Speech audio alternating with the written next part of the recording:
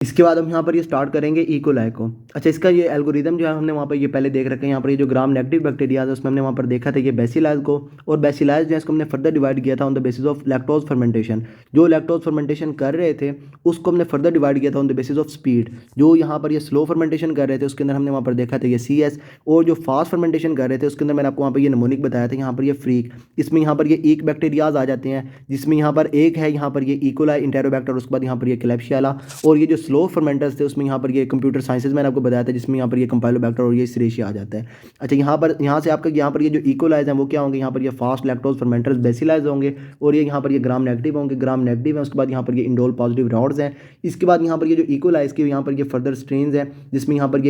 ये intero invasive आ जाता है, आयक आ जाता है। इसके बाद यहाँ पर ये इंटेरोटॉक्सिजेनिक टेक, इसके बाद यहाँ पर ये इंटेरोपैथोजेनिक पैक, और उसके बाद यहाँ पर ये लास्ट पे इंटेरो हिमरेजिक हैक। तो यहाँ से आपने देखना है ये जो पेशेंट है उसके वहाँ पर ये जो डिफरेंट स्टेन्स होंगे, ये जो पेशेंट उसके वहाँ पर डिफरेंट पैथोलॉजी करवा के डिफरेंट प्रेजेंटेशन करवा रही होंगी। अच्छा, इसमें ना आपने यहाँ पर ये देख लेना है, यहाँ पर ये जो इन्वेजिव होगी ना इसमें क्या होगा, यहाँ आपकी जो GIT को ये इन्वेड करेगी। जब इन्वेड करेगी तो वहाँ से क्या होगा, जो पेशेंट है उसके अंदर आपको ये ब्लडी डायरिया मिल रहा होगा, डायजेंट्री आपको मिल रही होगी। अगर तो वहाँ पर इन्वेड नहीं करेगी तो जो पेशेंट है उसके अंदर आपको ये जो डायरिया होगा वो आपका सिर्फ और सिर्फ वाटरी होगा। तो ये हमने बाद में इसके अंदर देखना है। अच्छा, इसके बाद यहाँ पर ये जो है ना, यहाँ पर ये इकोलाई, इसके अंदर अगर यहाँ पर ये विरुलेंस फैक्टर्स की बात करेंगे तो यहाँ पर ये फिमरा है, इसके बाद ये K कैप्सूल, और उसके बाद यहाँ पर ये एंडोटॉक्सिन। तो यहाँ पर ये जो फिमराया है इसमें आपने याद रखना है ये क्या करेगा, इसको सिर्फ सिर्फ यहाँ पर ये जो सर्फेसिस वगैरह होंगी ना, एपिकल सर्फेसिस वगैरह, उसके साथ इसको ये अटैच करवा रहा होगा, और अटैचमेंट करवा के यहाँ पर ये जो इकोलाई आपको वहाँ पे करवा रहा होता है ना UTI, तो UTI करवा के उसके बाद जो पेशेंट उसको वहाँ पर ये सिस्टाइटिस और ये जो पाइलोनेफ्राइटिस हो रही होती है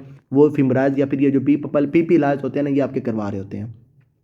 इसके बाद ये जो K कैप्सूल है ये क्या करेगी, यहाँ पर ये जो फैगोसाइटोसिस होती है ना उसको ये इनहिबिट करवा देती है, और कंप्लीमेंट एक्टिवेशन जो है उसको भी ये K कैप्सूल इनहिबिट करवा देती है। इससे आपने याद रखना है जो पेशेंट उसके वहाँ पर क्या होगा, यहाँ पर ये नमूनिया और ये न्यूनेटल मेनिंजाइटिस हो रही होगी। बच्चों के केस में जो होता है ना ये मेनिंजाइटिस मोस्ट कॉमनली ये आपका ये इकोलाई करवा रहा होता है, उसमें यहाँ पर ये K कैप्सूल इन्वॉल्व होती है। अच्छा, इसके बाद यहाँ पर ये LPS एंडोटॉक्सिन, इसमें आपने देखना है यहाँ पर ये जो पेशेंट उसके वहाँ पर ये सेप्सिस करवा रहा होता है, और सेप्सिस के बाद यहाँ पर ये जो सेप्टिक शॉक है वो आपका ये LPS एंडोटॉक्सिन करवा रहा होगा। तो सिंपल हो गया इसके अंदर। बाकी इसके अंदर आपने एक और भी चीज़ याद रखनी है कि पायोजेनिक लीवर एब्सेसिस वो मोस्ट कॉमनली कौन करवाता है, वो भी आपके यहाँ पर ये इकोलाई करवाता है। और उसके बाद यहाँ पर ये जो एंडोटॉक्सिन है जो आपको वहाँ पे ये सेप्टिक शॉक सेप्सिस वगैरह करवा रहा होगा, ग्राम नेगेटिव सेप्सिस, इसमें आपने याद रखना है यहाँ पर आपको क्लासिक केस में आपको ये एल्डरली बता रहे होंगे, और उसके अंदर वहाँ पर आपको कोई भी ना वहाँ पर ये कोई भी ये क्या कहते हैं इसको ये UTI वगैरह जो है, या फिर उसके अलावा यहाँ पर कोई इस तरीके का प्रोसीजर बताएंगे जो आपको वहाँ पर ये यूरिनरी ट्रैक्ट के साथ इन्वॉल्व होगा। तो ये सारा होगा इसके अंदर। अच्छा, इसके बाद यहाँ पर ये स्ट्रेन्स को स्टार्ट करते हैं। सबसे पहले यहाँ पर ये आ जाती है यहाँ पर ये EIAC, इसमें आपको यहाँ पर ये नाम ही बता रहा है इन्वेजिव, तो ये क्या करेगी वहाँ पर इन्वेड करेगी, जाएगी आपका जो माइक्रोब होगा ये इन्वेड करेगा इंटेस्टिनल म्यूकोजा को, और म्यूकोजा को इन्वेड करके जो पेशेंट उसके वहाँ पे ये नेक्रोसिस और इन्फ्लेमेशन करवा रहा होगा। अच्छा, इसके बाद यहाँ पर आपने देखना है EIAC जो है ये जो पेशेंट उसको वहाँ पे ये इन्वेजिव है, और इन्वेड करके ये क्या करेगी वहाँ पर नेक्रोसिस और इन्फ्लेमेशन होगी, तो जो पेशेंट के अंदर वहाँ पर डायरिया होगा वो होगा, ब्लडी डायजेंट्री होगी पेशेंट के अंदर। अच्छा, इसके बाद वहाँ पर जो क्लिनिकल मैनिफेस्टेशन है वो आपकी सिमिलर है टू शिगेला, ये आपने सिंपल इसके अंदर देख लेना है। शिगेला जो है वो आपको वहाँ पर ये प्रोड्यूस कर रही होती है शीगा टॉक्सिन प्रोड्यूस करती है, और ये जो EHAC ये क्या करता है यहाँ पर ये शीगा लाइक टॉक्सिन प्रोड्यूस करता है, और ये जो टॉक्सिन है ये आपको वहाँ पर ये सिमिलर काम कर रहे होते हैं। आपके जो पेशेंट उसको वहाँ पर ये हमने इसके अंदर पहले देख रखे हैं, यहाँ पर ये जो 60S यूनिट होता है राइबोसोम का, इसको ये जाकर इनहिबिट करवा रहा होता है। अभी आपने इसके अंदर ये याद रखना है यहाँ पर ये जो आपके होगा ना ये EIAC, इसके केस में जो क्लिनिकल मैनिफेस्टेशन है ये आपकी शिगा जो है ना शिगेला उसकी तरीके की होगी। यहाँ पर जो पेशेंट उसके अंदर आपको वहाँ पर ये क्रैम्पी एब्डोमिनल पेन मिल रही होगी, ब्लडी म्यूकोइड स्टूल्स वगैरह आपको मिल रही होंगे, ये जो है ना ये बेसिलरी डायसेंट्री वगैरह जो है ये आपको वहाँ पर मिल रही होगी। अच्छा, इसके बाद जब आप यहाँ पर ये बात करेंगे इंटेरोटॉक्सिजेनिक की, यहाँ पर ये आपको नाम ही बता रहा है टॉक्सिजेनिक से यहाँ पर ये टॉक्सिन्स, तो इसमें आपने याद रखना है कि यहाँ पर जो पेशेंट के अंदर डिजीज़ होगी ये टॉक्सिन्स करवा रहे होंगे, और इसमें हमने ये देख रखा है ETAC जो है इसके केस में हमने वहाँ पर ये देख रखा है यहाँ पर ये दो टॉक्सिन्स प्रोड्यूस करता है, एक होता है हीट लेबाइल और दूसरा होता है हीट स्टेबल। हीट लेबाइल क्या करेगा, ये जाकर जो G स्टिमुलेटरी है उसको स्टिमुलेट करेगा, और वहाँ से जो है ये साइक्लिक AMPs जो है उसके लेवल को इंक्रीज़ करवा रहा होगा। जो हीट स्टेबल है ये क्या करेगा, ये जाकर जो आपका है ना ये दूसरा वाला जो ग्वानोलाइसिस अलाइल साइक्लेज है उसको यहाँ पर आपके स्टिमुलेट करेगा और ये GMPs जो है उसके लेवल को इंक्रीज़ करवा रहा होगा। अच्छा ये जो साइक्लिक AMPs वाला है ये क्या करेगा, ये जाएगा और जाकर जो क्लोराइड्स हैं उसकी सिक्रीशन करवा रहा होगा, और क्लोराइड्स जाएंगे तो उसके साथ साथ यहाँ पर जो वाटर है ये भी आपका वहाँ पे फॉलो कर रहा होगा। तो उसमें यहाँ पर ये जो आपका डायरिया होगा वो आपका यहाँ पर ये वाटर के जाने की वजह से आपको वहाँ पर ये वाटरी डायरिया मिल रहा होगा। अच्छा इसके बाद ये जो दूसरा है ना यहाँ पर ये GMPs वाला, ये क्या करेगा, ये जाकर वहाँ पर जो NaCl है इसकी सिक्रीशन करवाएगा, मतलब आपकी डीअब्जॉर्प्शन नहीं होगी इसकी, और उसके साथ साथ यहाँ पर ये आपका वाटर फॉलो कर रहा होगा। तो दोबारा से यहाँ पर भी वाटर जा रहा है तो यहाँ पर भी आपको ये वाटरी डायरिया मिल रहा होगा। तो यहाँ पर आपने देखना ETAC जो है इसके केस में ये हीट लेबाइल और हीट स्टेबल एंटेरोटॉक्सिन्स प्रोड्यूस होंगे, और ये जो टॉक्सिन्स होंगे ये इन्फ्लेमेशन या फिर इन्वेजन वगैरह नहीं करवाएंगे। ये टॉक्सिन्स जो है ये आपकी जो आकर ना सिंपल ये अटैच होंगे उसके साथ ये रिसेप्टर्स के साथ, और वहाँ से जो पेशेंट है उसके वहाँ पर ये वाटरी डायरिया करवाएंगे। और ETAC के केस में आपने याद रखना है यहाँ पर ये ट्रैवलर्स डायरिया, कोई भी पेशेंट जो है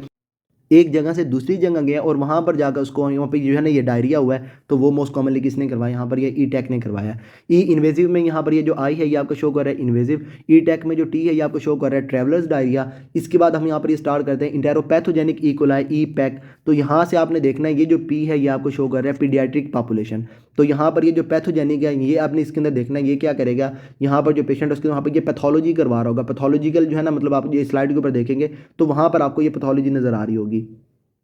EPAC जो है ये आपका कोई भी टॉक्सिन वगैरह प्रोड्यूस नहीं करेगा। अब इसमें सिंपल क्या होगा, ये जो बैक्टीरिया ये जाकर ये जो एपिकल सर्फेसिस हैं उसके साथ अडेयर हो जाएगा, और अडेयर होने के बाद इसने क्या करना है वहाँ पर ये पैथोलॉजी करवानी है। तो ये क्या करेगा, यहाँ पर ये जो विलायज वगैरह होंगे ना इसको वहाँ पर ये फ्लैट करवाना शुरू कर देगा, और उसके बाद यहाँ पर जब ये विलाय वगैरह ही नहीं रहेंगे तो यहाँ पर ये एब्जॉर्प्शन वगैरह आपके वहाँ पर कम हो जाएगी। तो ये एब्जॉर्प्शन जो है उसको ये प्रिवेंट करवाएगा, विलायज जो है उसको वहाँ पर ये फ्लैट करवाएगा, और उसकी वजह से जो पेशेंट है उसके अंदर आपको वहाँ पर ये डायरिया मिल रहा होगा। अच्छा इसके बाद ना यहाँ पर आपने देखना है कि ये जो इंटेरोपैथोजेनिक इकोलाई है इसके केस में आपने याद रखना है कि यहाँ पर ये जो P है ये आपको शो कर रहा है पीडियाट्रिक पॉपुलेशन। डायरिया यूजुअली जो आपको बच्चों के अंदर नजर आ रहा होगा वो कौन करवाता है, यहाँ पर ये EPAC। अच्छा इसके बाद आ जाता है कि यहाँ पर ये लास्ट पे EHEC, यहाँ पर ये इंटेरो हेमरेजिक इकोलाई, और यहाँ पर ये जो H है ये आपने इसके अंदर देखना है ये आपको हेमरेज वगैरह आपको वहाँ पे ये इशारा शो कर रहा है। यहाँ पर ये आपका जो पेशेंट है उसके अंदर वहाँ पर ये एसोसिएटेड विद हेमरेज हैमबर्गर्स, उसके बाद यहाँ पर ये हिमोलिटिक यूरेमिक सिंड्रोम। तो इसमें से हमने ये पहले इसके अंदर देख रखा है यहाँ पर ये हिमोलिटिक यूरेमिक सिंड्रोम, और उसमें भी हमने वहाँ पर देखा था यहाँ पर ये मोस्ट कॉमनली इसकी कौन से स्ट्रेन करवाती है, यहाँ पर ये O157H7। और उसके बाद ये भी आपने देखना है कि EHEC जो है इसकी मोस्ट कॉमन सीरोटाइप जो है वो कौन सी है, यहाँ पर ये O157H7 US के अंदर। और उसके बाद ये आपकी ट्रांसमिट होती है वाया अंडर कुक्ड मीट, उसके बाद यहाँ पर ये रॉ लीफी वेजिटेबल्स वगैरह। अब इसके बाद ये जो EHEC है इसके अंदर हमने वहाँ पर देख रखा है ये जो पेशेंट है उसके अंदर वहाँ पर प्रोड्यूस करता है शीगा लाइक टॉक्सिन, और ये जो शीगा लाइक टॉक्सिन है, शीगा टॉक्सिन जो है ये कॉज करता है यहाँ पर ये हिमोलिटिक यूरेमिक सिंड्रोम।